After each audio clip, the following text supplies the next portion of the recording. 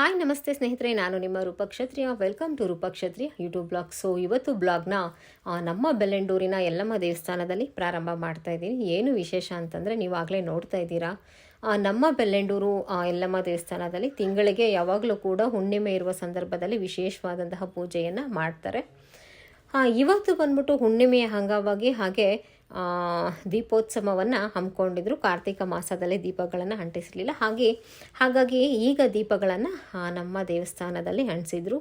And ನೀವು ಎಲ್ಲರೂ ಕೂಡ ನೋಡಲಿ ಅಂತ ಹೇಳಿ ವಿಡಿಯೋವನ್ನು ಮಾಡ್ತಾಯಿದ್ದೀನಿ. ಆ್ಯಂಡ್ ನಮ್ಮ ಬೆಳ್ಳಂಡೂರಿನ ಯಲ್ಲಮ್ಮ ದೇವಸ್ಥಾನ ನೋಡಿ ಎಷ್ಟು ಚೆನ್ನಾಗಿ ಕಾಣಿಸ್ತಾ ಇದೆ. ಆ್ಯಂಡ್ ಊರಿನ ಎಲ್ಲ ಹೆಣ್ಮಕ್ಳು ಬಂದು ದೇವಸ್ಥಾನದಲ್ಲಿ ತುಂಬ ಚೆನ್ನಾಗಿ ಎಲ್ಲ ದೀಪಗಳನ್ನು ರೆಡಿ ಮಾಡಿಕೊಂಡು ದೇವಸ್ಥಾನವೆಲ್ಲ ದೀಪಗಳನ್ನು ಅಂಟಿಸಿದ್ರು.